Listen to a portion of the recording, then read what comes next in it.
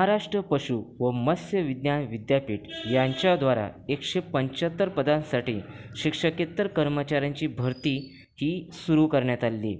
विद्यार्थी मित्रांनो, तुम्ही इथे पाहू शकतात की ज्या काही जागा आहेत त्या 175 आहेत आणि आपण या ठिकाणी पाहून घेऊ। आता महत्त्वाचं म्हणजे की तुम्हाला कुठे तुमची सिलेक्शन झाल्यानंतर तुम्हाला कुठे पोस्टिंग दिली जाणार आहे।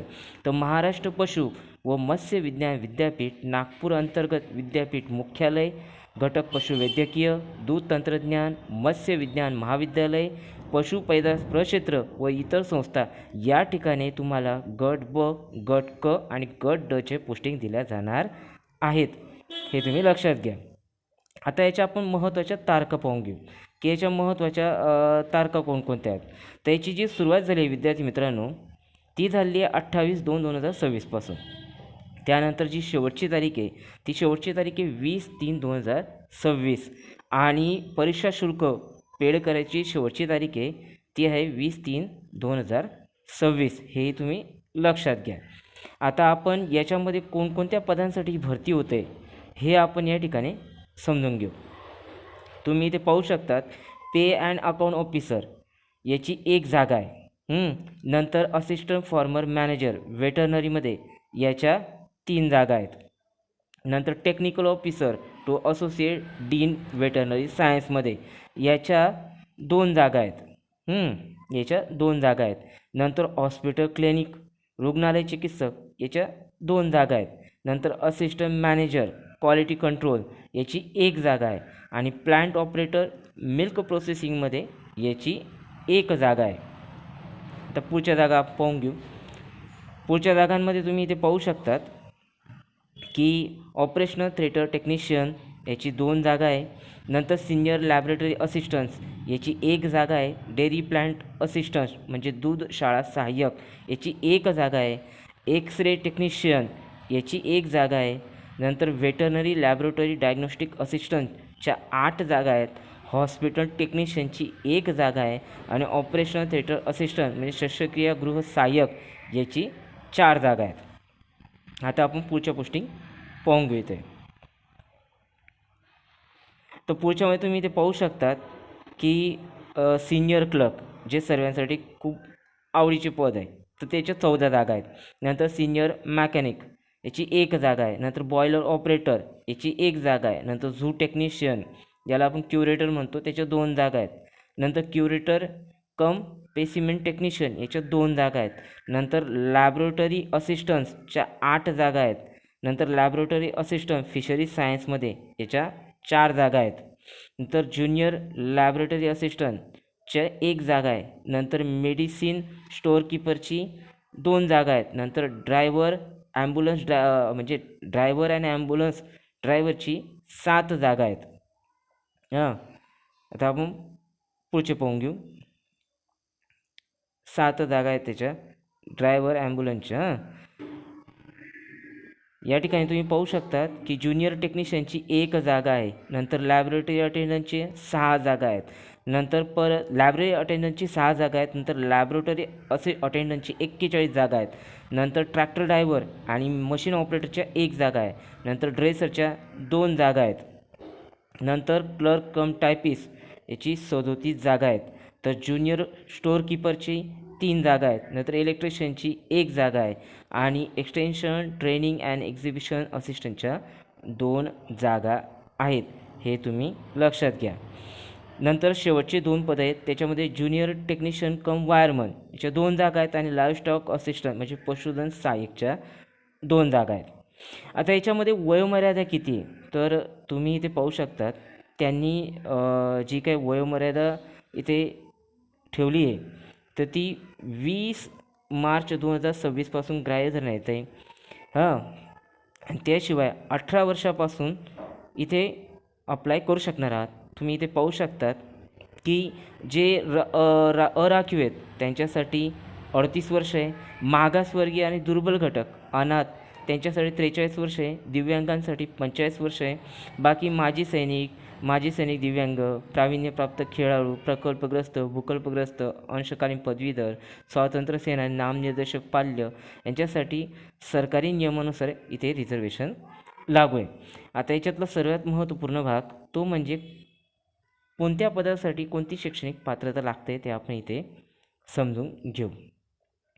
तर तुम्ही इथे पाहू शकता की पे अँड अकाउंट ऑफिसरसाठी बॅचलर डिग्री इन कॉमर्स म्हणजे तुमचं बी.कॉम असायला हवं किंवा तुमचं MBA असायला हवं फायनान्समध्ये, किंवा तुम्हाला मिनिमम 3 वर्षाचा एक्सपिरियन्स असायला हवा assistant section officer, assistant superintendent किंवा अकाउंट ऑफिसर या पदावरती काम केल्याचा, तेही गव्हर्मेंट किंवा सेमी गव्हर्मेंट किंवा गव्हर्मेंटने ग्रँट दिलेल्या एज्युकेशन इन्स्टिट्यूटमध्ये किंवा गव्हर्मेंट अनुदानित संस्थांद्वारा. आता त्यानंतर दुसरं जे पद आहे हे पद तुम्ही पाहू शकता असिस्टंट फार्मर मॅनेजर. याच्यामध्ये सुद्धा तुम्हाला मास्टर डिग्री असायला हवी वेटरनरी सायन्समध्ये किंवा तुमची बॅचलर डिग्री असायला हवी वेटरनरी सायन्समध्ये, तेही फर्स्ट क्लास तुम्हाला असायला हवा, किंवा तुमची बॅचलर डिग्री असायला हवी व्हेटरनरी सायन्स आणि तुम्हाला 3 वर्षाचा अनुभव गरजेचा आहे, हे तुम्ही इथे लक्षात घ्या. आता आपण पुढचं पद पाहून घेऊ. पुढच्या पदाच्या ठिकाणी आपण इथे पाहू शकतो आहे की टेक्निशियन ऑफिसर असोसिएट डीन यांच्यासाठी सुद्धा मास्टर डिग्री इन व्हेटरनरी सायन्समध्ये असायला हवी. तर bachelor degree in faculty of veterinary science first डिव्हिजनमध्ये किंवा बॅचलर डिग्री असायला हवी तुमची व्हेटरनरी सायन्समध्ये आणि तुम्हाला 3 वर्षाचा अनुभव असायला हवा. आणि त्याशिवाय तुम्ही ज्याप्रमाणे बोललो की government, semi government, government added, government granted किंवा जिल्हा परिषद या ठिकाणी तुम्ही काम केल्याचा 3 वर्षाचा अनुभव तुमच्याकडे असायला हवा. आता आपण पुढच्या पदावरती जाऊ. पुढच्या पदामध्ये आपण इथे पाहू शकतो की हॉस्पिटल क्लिनिशियन म्हणजे चिकित्सक, रुग्णालय चिकित्सक या ठिकाणी जर आपण पाहिलं तर तुम्हाला मास्टर डिग्री लागते in the subject of animal reproduction, gynaecologist and obstetrics and veterinary सर्जरीमध्ये किंवा radiology, veterinary clinical medicine, ethics, jurisprudence and veterinary epidemiology and preventing medicine and veterinary मेडिसिनमध्ये. आता आपण असिस्टंट मॅनेजर क्वालिटी कंट्रोलमध्ये पाहू. त्याच्यामध्ये तुम्हाला बॅचलर डिग्री लागते डेअरी टेक्नॉलॉजीमध्ये, मास्टर डिग्री लागते तुम्हाला किंवा बॅचलर डिग्री किंवा मास्टर डिग्री लागते तुम्हाला डेअरी सायन्समध्ये. त्यानंतर प्लांट ऑपरेटर मिल्क प्रोसेसिंगमध्ये, त्याच्यामध्ये तुम्हाला बॅचलर डिग्री लागते किंवा मास्टर डिग्री लागते डेअरी सायन्समध्ये. नंतर ऑपरेटर थिएटर टेक्निशियन BSc असायला हवं नर्सिंगमध्ये.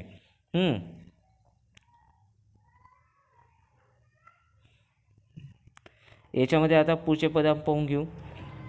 पुढच्या पदामध्ये येतं आहे सिनियर लॅबोरेटरी असिस्टंट. त्याच्यासाठी ठिकाणी तुम्हाला बॅचलर डिग्री असायला हवी लायब्ररी सायन्समध्ये. तर डेली प्लांट असिस्टंटमध्ये जर पाहिलं आपण तर बॅचलर डिग्री असायला हवी तुमची डेअरी टेक्नॉलॉजी मास्टर डिग्रीमध्ये किंवा डेअरी सायन्समध्ये. एक्सरे टेक्निशियनच्या पोस्टिंगसाठी तुम्हाला डिग्री किंवा डिप्लोमा लागतो आहे रेडिओग्राफिक किंवा इमेजिंग टेक्निकमध्ये. नंतर वेटरनरी लॅबोरेटरी डायग्नोस्टिक असिस्टंट याला BSc डिग्री लागते किंवा डिप्लोमा लागतो आहे तुमचा लाईव्हस्टॉक मॅनेजमेंटमध्ये किंवा डेअरी प्रोडक्शनमध्ये, डेअरी मॅनेजमेंट किंवा ॲनिमल हजबंडरी आणि तुम्हाला 3 वर्षाचा इथे अनुभव लागतो आहे. त्यानंतर आता पुढचे पद पाहून घेऊ. Hospital technician. हॉस्पिटल टेक्निशियनच्या ठिकाणी तुम्हाला बॅचलर डिग्री लागते BSc तेही नर्सिंगमध्ये. ऑपरेटर थिएटर असिस्टंटमध्ये जर पाहिलं आपण त्या ठिकाणी तुम्हाला BSc नर्सिंग लागतं आहे. फार्मर असिस्टंट जर पाहिलं diploma in livestock management, dairy production and dairy management and animal हजबंडरीमध्ये लागतं आहे. विद्यार्थी मित्रांनो तुम्हाला एक सांगतो मी, इथे जे काही हॉस्पिटल टेक्निशियन आणि ऑपरेटर थिएटर असिस्टंटच्या जागा निघाल्या ज्या ठिकाणी BSc नर्सिंग लागतं आहे, ज्या ठिकाणी BSc नर्सिंग लागतं आहे, तर मी तुम्हाला सांगतो की आत्ताच एम्सच्यासुद्धा जागा निघालेल्या आहेत. एम्सच्यासुद्धा नर्सिंगच्या जागा निघाल्या आहेत. त्या ठिकाणीसुद्धा BSc नर्सिंग लागते आणि त्याचाही व्हिडिओ आपल्या यूट्यूब चॅनलवरती अवेलेबल आहे. तर तेही तुम्ही एक वेळेला रेफर करा तुम्हाला कोणत्या प्रकारचं योग्य पोस्टिंग वाटते, कारण की पूर्ण भारतभरातल्या नागपूरच्या मुंबईच्यासुद्धा जागा त्या ठिकाणी अवेलेबल आहेत. तर एक वेळेला ते सुद्धा व्हिडिओ तुम्ही एक वेळेला पहा आणि ते नोटिफिकेशन रेफर करा. त्याही महाराष्ट्रातल्या जागा आहेत. आता आपण पुढचं पोस्टिंग पाहून घेऊ. पुढच्या पोस्टिंगमध्ये फार्मर असिस्टंट आहे. त्या ठिकाणी डिप्लोमा इन लाईव्हस्टॉक मॅनेजमेंट किंवा डेअरी प्रोडक्शन, डेअरी मॅनेजमेंट किंवा ॲनिमल हजबंडरीमध्ये तुम्हाला पाहिजे. तर सिनियर क्लर्क सिनियर क्लर्क आपल्या महत्त्वपूर्ण आवडीचं पद. तर त्या ठिकाणी तुम्ही इथे पाहू शकता की तुम्हाला बॅचलर डिग्री असायला हवी, एनी डिसिप्लिन, तुमचं 40-30 इंग्लिश मराठी टायपिंग असायला हवं, महत्त्वपूर्ण म्हणजे. नंतर सिनियर मॅकॅनिक या ठिकाणी तुम्ही 10वी पास असायला हवेत आणि तुमचं ITI असायला हवं मॅकॅनिकमध्ये. नंतर बॉयलर ऑपरेटर या ठिकाणी तुम्ही 10वी पास असायला हवेत, सेकंड क्लास IBR सर्टिफिकेट असायला हवं तुमचं बॉयलर अटेंडन्सचं, किंवा ITI फिटर सर्टिफिकेट असायला हवं आणि 3 वर्षाचा अनुभव असायला हवा तुम्हाला IBR सर्टिफिकेटचा on file boiler operation and maintenance in dairy production. ठीक आहे. त्यानंतर आपण पाहू पुढचे पद. तर पुढच्या पदाच्या ठिकाणी झू टेक्निशियन आहे, ज्याला BSc DMLT असायला हवं आहे, किंवा तुमचं MSc बायोकेमिस्ट्री अप्लाइड बायोकेमिस्ट्री, नंतर बॉयलर किंवा डिप्लोमा इन लाईव्हस्टॉक मॅनेजमेंटमध्ये असायला हवं, डेअरी प्रोडक्शनमध्ये असायला हवं, डेअरी मॅनेजमेंटमध्ये असायला हवं, ॲनिमल हजबंडरीमध्ये असायला हवं, 2 वर्षाचा तुम्हाला अनुभव असायला हवा, गव्हर्नमेंट किंवा सेमी गव्हर्नमेंट ऑर्गनायझेशनमध्ये काम केल्याचा. नंतर पुढचं जे पद आहे ते क्युरेटर कम पेसिमेंट टेक्निशियन आहे. तर त्या ठिकाणी तुमचं BSc DMLT असायला हवं. नंतर MSc बायोकेमिस्ट्री अप्लाइड बायोकेमिस्ट्री नंतर मॉलिक्युलर बायोलॉजी याच्यामध्ये तुमची मास्टर डिग्री असायला हवी, ऑर सांगितलं त्यांनी BSc DMLT असतं तरी चालणार आहे, किंवा तुमचा डिप्लोमा असायला हवा livestock management, dairy production, dairy management, animal हजबंडरीमध्ये आणि 2 वर्षाचा तुम्हाला अनुभव असणं गरजेचं आहे. आता पुढची पोस्टिंग पाहून घेऊ आपण परत.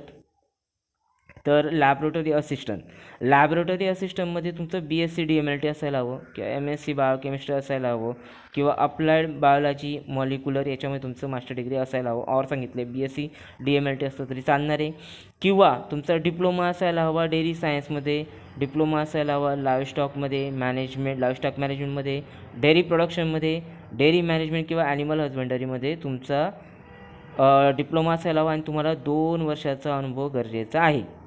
जर तुमचा डिप्लोमा असेल याच्यात तर, डिग्री असली किंवा मास्टर डिग्री असली तर अनुभव गरजेचा नाही आहे. नंतर लॅबोरेटरी असिस्टंट फिशरीज सायन्समध्ये सुद्धा ते शिक्षण आहे, BSc DMLT, MSc biochemistry applied biochemistry, म्हणजे ज्यांची ही पोस्टिंग शिक्षण चाललं आहे त्यांच्यासाठी एक सुवर्णसंधी, हे तुम्ही इथं लक्षात घ्या. नंतर ज्युनियर लॅबोरेटरी असिस्टंटचं पाहिलं आपण तर बॅचलर डिग्री लागते लायब्ररी सायन्समध्ये, मेडिसिन स्टोअर कीपरमध्ये पाहिलं तर बॅचलर डिग्री लागते फार्मसीमध्ये, बॅचलर डिग्री लागते फार्मसीमध्ये, हे तुम्ही लक्षात घ्या. आता आपण पुढचं पद पाहून घेऊ. पुढच्या पदाच्या ठिकाणी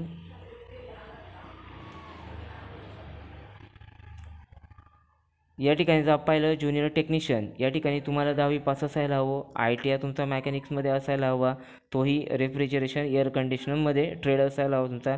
नंतर लायब्ररी अटेंडन्समध्ये जर आपण पाहिलं तर लायब्ररी अटेंडन्समध्ये तुम्ही 12वी पास असायला हवा आणि तुमचा डिप्लोमा झालेला असेल लायब्ररी सायन्समध्ये.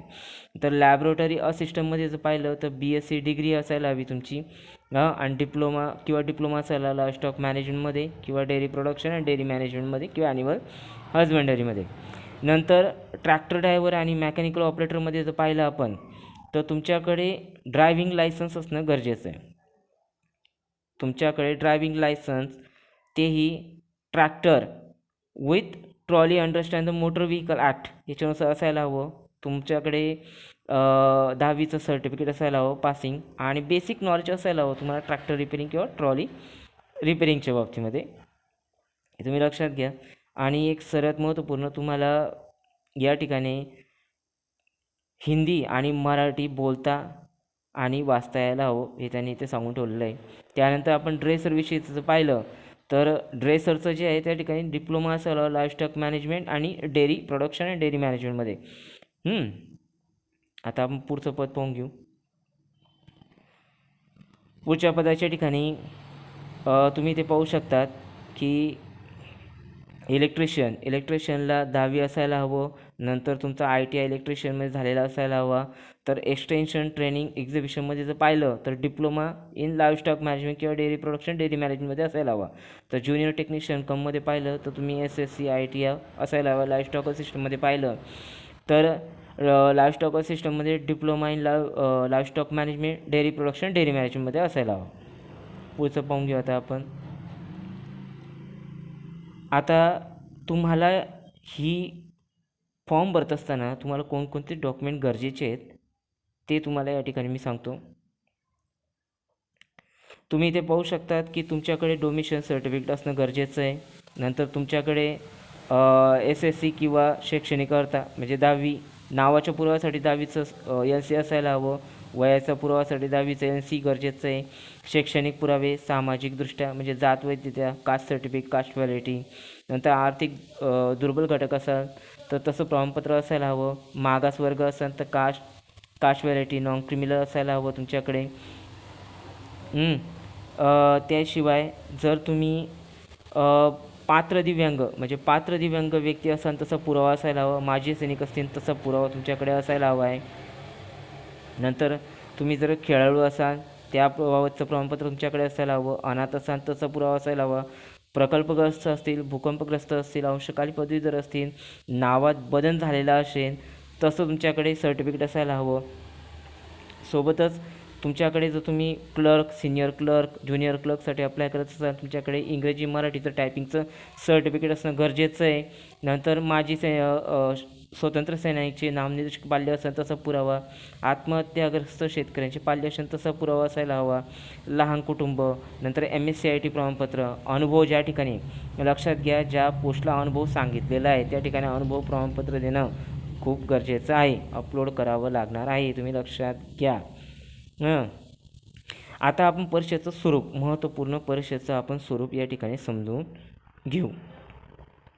तुम्ही या ठिकाणी पाहू शकतात की कनिष्ठ लिपिक म्हणजे वरिष्ठ लिपिक, कनिष्ठ लिपिक आणि कनिष्ठ भांडारपाल या ठिकाणी एनी डिग्री म्हणजे तुमचं कोणत्याही सब्जेक्टमध्ये डिग्री झालेली असेल तर तुम्ही इथे अप्लाय करू शकता. सोबतच तुमचं इंग्रजी मराठी 30-40 झालेलं असायला हवं. तर या ठिकाणी जो काही स्ट्रक्चर आहे परीक्षेचं तर तुम्हाला 4 विषय आहेत. मराठी आहे, इंग्रजी आहे, सामान्य ज्ञान आहे, बुद्धिमत्ता चाचणी आहे. एकूण 100 प्रश्न, 100 गुण, 120 मार्कांसाठी ही परीक्षा होणार आहे. हे तुम्ही म्हणजे 120 मिनटाचा कालावधी तुम्हाला मिळणार आहे. एकूण 100 प्रश्न, एकूण 200 गुण आणि 120 मिनटं तुम्हाला इथे भेटणार आहेत. आणि त्यानंतर जे काही इतर पद आहेत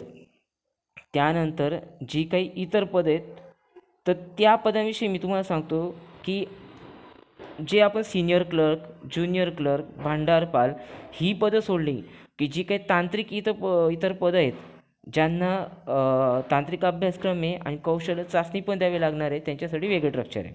आता आपण ते इथे पाहून घेऊ. तर मराठी, इंग्रजी आणि बुद्धिमत्ता चाचणी. मराठी, इंग्रजी, बुद्धिमत्ता चाचणी 60 प्रश्न राहतील, 120 गुण. त्यासोबतच त्यांना तांत्रिक अभ्यासक्रमाचे 40 प्रश्न राहतील, 80 गुण. असे एकूण 100 प्रश्न, 200 गुण, 120 मिनटासाठी तुमचा पेपर होणार आहे. त्यानंतर कौशल्य चाचणी. आता कौशल्य चाचणी ही कोणत्या पदांसाठी घेतली जाणार आहे तर कौशल्य चाचणी ही वाहन चालक, रुग्णवाहिका चालक, ट्रॅक्टर ड्रायव्हर आणि मशीन ऑपरेटर या पदांसाठी ही भरती घेतली जाणार आहे. तर त्यांनासुद्धा मराठी, इंग्रजी, सामान्य ज्ञान, बुद्धिमत्ता चाचणी हे सब्जेक्ट राहणार आहे. 60 प्रश्न राहतील, 120 गुण, 90 मिनटासाठी.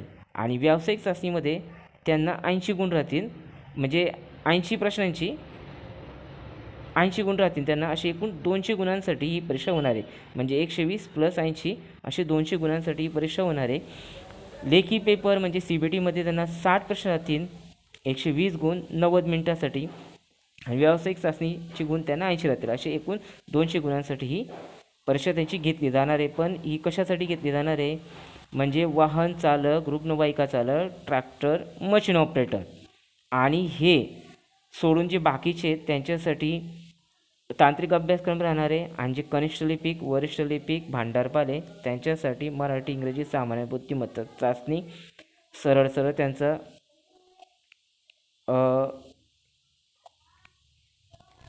एकूण 100 प्रश्न राहतील, 200 गुणांसाठी 120 मिनटासाठी त्यांची परीक्षा होणार आहे. तुम्हाला जर काही समजलं नसेल तर तुम्ही व्हिडिओच्या खाली कमेंट्स करा, तुमच्या प्रत्येक प्रश्नाची उत्तर मी देईन. ठीक आहे. आता याच्यामध्ये सर्वात महत्त्वपूर्ण कौशल्य चाचणीविषयी इथे सांगण्यात आलेलं आहे, ते तुम्ही इथे लक्षात द्या. तर कौशल्य आधारित पदाकरिता म्हणजे कौशल्य आधारित पदं कोणती आहेत, ज्यांच्यासाठी व्यावसायिक चाचणी घेतली जाते. वाहन चालक आहे, रुग्णवाहिका चालक आहे, ट्रॅक्टर ड्रायव्हर आहे, मशीन ऑपरेटर आहे, यांच्यासाठी कौशल्य आणि व्यावसायिक चाचणी ही देणं बंधनकारक आहे. कारण कौशल्य व्यावसायिक चाचणीचे गुण म्हणजे कौशल्य व्यावसायिक चाचणीचे गुण अधिक ऑनलाईन स्पर्धा परीक्षेचे गुण एकत्रित करून गुणवत्ता यादी तयार करण्यात येणार आहे. या पदांसाठी तुम्ही जी CBT देणार आहे अधिक तुम्ही जी की व्यावसायिक चाचणी देणार आहे, या दोघांचे गुण एकत्रित करून तुमची गुणवत्ता यादी इथे तयार केली जाणार आहे, हे तुम्ही लक्षात घ्या. आता सर्वात महत्त्वपूर्ण भाग म्हणजे याच्यामध्ये ग्रुप टायमर म्हणजे ग्रुप वाईज टायमर सेट राहणार आहे. आता तुम्ही ज्यांनी दिलेली नसेल CBT त्यांच्यासाठी हा नवीन अनुभव राहणार आहे. पण ज्यांनी CBT दिली आहे त्यांना माहिती असेल की आपल्याला 4 सब्जेक्ट असतात. प्रत्येक आपल्याला 120 किंवा 1 तास दिलेला असतो, 90 मिनटं दिलेले असतात. पण या ठिकाणी कसं आहे, 4 सब्जेक्ट दिलेले आहेत. तर प्रत्येक जो काही सेक्शन राहणार आहे त्या सब्जेक्टचा त्याला एक स्पेसिफिक टाईम अलॉटमेंट केला जाणार आहे. म्हणजे 120 मिनटंच राहिली आहेत तर त्याला 4 सेक्शनमध्ये डिवायडेड केला जाईल. आणि प्रत्येक सेक्शनचा टायमर जसाही संपेल तुम्ही आपोआप पुढच्या सेक्शनमध्ये डायव्हर्ट होऊन जाणार आहेत. मात्र तुम्ही परत मागच्या सेक्शनमध्ये जाऊन तिथे राहून गेलेले किंवा स्टेवर ठेवलेले क्वेश्चन्स तुम्ही सोडवू शकत नाही. जो काही तुम्हाला एका सेक्शनला जो काही टाईम दिलेला आहे त्याच टाईममध्ये तुम्हाला सर्व प्रश्न जे तुम्हाला येत आहे ते सोडवणं गरजेचं आहे. नाही तर तुम्ही असं नाही करू शकत की तुम्ही परत पुढच्या सेक्शनला गेले आणि परत मागच्या सेक्शनला येऊन मागचा जो प्रश्न राहून गेला आहे तो सोडवणार, असं होणार नाही. एक वेळेला त्या सेक्शनचा टाईम संपला की तुम्हाला पुढच्याच सेक्शनमध्ये जावं लागेल, तुम्ही मागच्या सेक्शनचे प्रश्न सोडवू शकत नाही. म्हणून ग्रुप वाईज टायमर इथे सेटल राहणार आहे. तर विद्यार्थी मित्रांनो, यासाठी मी तुम्हाला खूप महत्त्वपूर्ण गोष्ट सांगतो की आपल्या महाराष्ट्र स्टुडंट मित्रा चॅनल स्वतः online free CBT mock test arrange करत आहे गुगल फॉर्मच्या द्वारा, तेही विथ टायमरचं. जर तुम्ही आपल्या मॉक टेस्ट जास्तीत जास्त सोडवल्या तर तुमचं फायदाच होणार आहे. तुमच्या चुका कमी होतील, कमी वेळेमध्ये जास्त प्रश्न सोडवण्याचा सराव होणार आहे. तुमचा मेन्स एक्झाममधील म्हणजे मुख्यची CBT होणार आहे, त्याच्यातलं तुमचं कॉन्फिडन्स वाढणार आहे. आणि तुम्ही ज्या प्रश्नपत्रिका सोडवणार आहे त्याचं एक्सप्लेनेशन तुम्हाला आपल्या यूट्यूब चॅनलवरती मिळणार आहे. हे सर्व काही फ्री ऑफ कॉस्ट आहे. म्हणून टेलिग्रामवरती जा, महाराष्ट्र स्टुडंट मित्र ग्रुप सर्च करा, त्याला जॉईन करा. आणि जर तुम्ही याला फॉर्म भरणार असाल तर तुमचं पद लिहा आणि तुम्ही इथे फॉर्म भरताय तशी कमेंट्स करा, म्हणजे मला कळेल की किती विद्यार्थी इथे फॉर्म भरणार आहेत. त्या हिशोबानुसार आपण लवकरात लवकर इथे टेस्ट सिरीज सुरू करू. तुम्ही अगोदर घरी जे ग्रुपवरती टेस्टच्या लिंक येणार आहे त्या तुम्ही घरी बसून शांततेने सोडवा आणि त्याचं एक्सप्लेनेशन तुम्हाला आपल्या यूट्यूब चॅनलवरती मिळणार आहे. आणि त्यामुळे हा जो ग्रुप टायमरवरती तुमचा जो प्रॉब्लेम होणार आहे म्हणजे ठराविक स्पेसिफिक वेळ दिला जाणार आहे, या वेळेमध्ये तुम्ही जास्तीत जास्त प्रश्न सोडवणं गरजेचं आहे. तर ती जी काही सराव आहे तुमचा तो त्या ठिकाणी होऊन जाणार आहे. आणि हे सर्व काही फ्री ऑफ कॉस्ट आहे. म्हणून टेलिग्राम ग्रुपवरती जा, तिथे महाराष्ट्र स्टुडंट मित्र ग्रुप जॉईन करा, त्या ठिकाणच्या टेस्ट लिंक येतील त्या सोडवा, त्या विथ टायमर सर्व राहणार आहेत.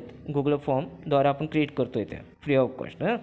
आणि नवीन असाल तर चॅनलला सबस्क्राईब करा विद्यार्थी मित्रांनो, व्हिडिओला शेअर करा आणि व्हिडिओला लाईक करायला विसरू नका. जास्तीत जास्त विद्यार्थ्यांपर्यंत हे पोहोचवा.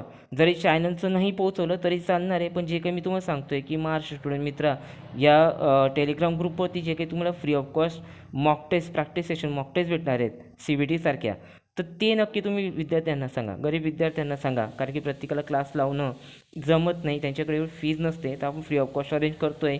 मोबाईल आत्ता सर्वत्र उपलब्ध आहे, तर ते घरी बसून मोबाईलवरतीच ही प्रॅक्टिस करू शकणार आहेत. जितकी जास्तीत जास्त प्रॅक्टिस करतील तितकंच त्यांचं कॉन्फिडन्स वाढेल, त्यांच्या चुका कमी होतील. तर सर्वांना शेअर करा, आपलं चॅनल शेअर करा, चॅनलला सबस्क्राईब करायला विसरू नका. आता आपण पुढचं पाहून घेऊ. आता या ठिकाणी फीज किती लागणार आहे विद्यार्थी मित्रांनो ते तुम्ही लक्षात घ्या. या ठिकाणी जे आवेदन शुल्क आहे, या ठिकाणी जे काही आवेदन शुल्क आहे तो खुल्या प्रवर्गासाठी 1000 आहे आणि मागासवर्गीय म्हणजे मागासवर्गीयांसाठी 900 रुपये राहणार आहेत. आता आपण पुढचं पाहून घेऊ. परीक्षा केंद्र निवडीबाबत अर्ज सादर करतानाच तुम्हाला परीक्षा केंद्र निवडायचं या ठिकाणी. नंतर एक वेळचं परीक्षा केंद्र निवडलं गेलं की कोणते कारणास्तव ते बदल केलं जाणार नाही, हे तुम्ही लक्षात घ्या. नंतर परीक्षा पद्धती कशी राहणार आहे, तर परीक्षा पद्धती ही कॉम्प्युटर बेस म्हणजे CBT बेसच होणार आहे. प्रत्येक प्रश्नाला 2 गुण राहणार आहे, 2 मार्क राहणार आहेत, हे तुम्ही लक्षात घ्या. त्यानंतर प्रश्नपत्रिकेमध्ये म्हणजे तुम्हाला सांगतो आता, हे खूप महत्त्वाचं आहे. बरेच विद्यार्थी असतात ज्या वेळेला आपली CBT आपण देऊन देतो, आपण CBT देऊन देतो, त्यानंतर जर आपल्याला काही हरकती असल्या म्हणजे ऑब्जेक्शन असलं, तर प्रतिप्रश्न इथे त्यांनी देऊन ठेवलं आहे की प्रतिप्रश्न तुम्हाला 200 रुपये इतके शुल्क आकारले जाणार आहे, हे तुम्ही लक्षात घ्या. तर विद्यार्थी मित्रांनो, अशारित्या मी तुम्हाला ह्या जाहिरातीतले सर्व महत्त्वपूर्ण मुद्दे तुम्हाला समजावून सांगण्याचा पुरेपूर प्रयत्न केलेला आहे. जर तुम्हाला एखादा मुद्दा समजलेला नसेल तर प्लीज व्हिडिओच्या खाली कमेंट्स करा, मी तुम्हाला योग्य ते उत्तर देण्याचा प्रयत्न करेन. आणि जे विद्यार्थी याला फॉर्म भरणार आहेत त्यांनी कमेंट्समध्ये लिहा आणि आपला टेलिग्राम ग्रुप जॉईन करा. त्या ठिकाणी तुम्हाला free of cost mock test भेटणार आहेत, प्रॅक्टिस टेस्ट भेटणार आहे, त्यात तुम्ही सोडवा. आणि आपल्या चॅनलला सबस्क्राईब करा, व्हिडिओला लाईक आणि शेअर करायला विसरू नका. आपण आणि अभ्यास करा, मेहनत करा, मेहनतीशिवाय फळ नाही आहे. प्रॅक्टिस मेक मॅन परफेक्ट हे विसरू नका. मी बोलतो आहे म्हणून आज अभ्यास करणार, उद्या लगेच शांतता असं करू नका. शिस्त लावा स्वतःला, अभ्यास करण्याचा वेळ ठरवा तुमचा, ठराविक वेळेमध्ये ठराविक अभ्यासक्रम पूर्ण करण्याचा प्रयत्न करा आणि प्रॅक्टिस सर्वात जास्त करा. आपल्या जितक्या टेस्ट सिरीज त्या ग्रुपवरती येणारे सर्व सोडवण्याचा प्रयत्न करा. आणि जर तुम्ही चॅनलला सबस्क्राईब करत नाही असाल तर काही प्रॉब्लेम नाही आहे, पण तुम्ही कमेंट्स नक्की करा की तुम्ही जर इथे फॉर्म भरणार असाल तर सांगा आणि आपल्या टेलिग्राम ग्रुपला जॉईन करा. आणि जे तुमचे विद्यार्थी गरीब आहेत त्यांच्यापर्यंत हा टेलिग्राम ग्रुपची लिंक सेंड करा. त्यांना सांगा की ते free of cost CBT mock test भेटणार आहेत, तर त्या सोडवण्याचा प्रयत्न करा. ते टाईम लिमिटसह राहणार आहेत, ठीक आहे. आता पुन्हा एकदा सांगतो, व्हिडिओ आवडला असेल तर सबस्क्राईब करा चॅनलला, व्हिडिओला लाईक आणि शेअर करा. तुम्हाला कोणती गोष्ट समजली नसेल तर कमेंट्स करायला विसरू नका. आपण भेटू परत पुढच्या व्हिडिओमध्ये. आणि सोबतच आता एमची नर्सिंगची भरती निघाली, याच्यामध्ये सुद्धा नर्सिंगचे पोस्टिंग आहेत. ज्यांचं BSc नर्सिंग झालं आहे त्यांच्या ठिकाणी एमच्या भरती निघाल्या आहेत.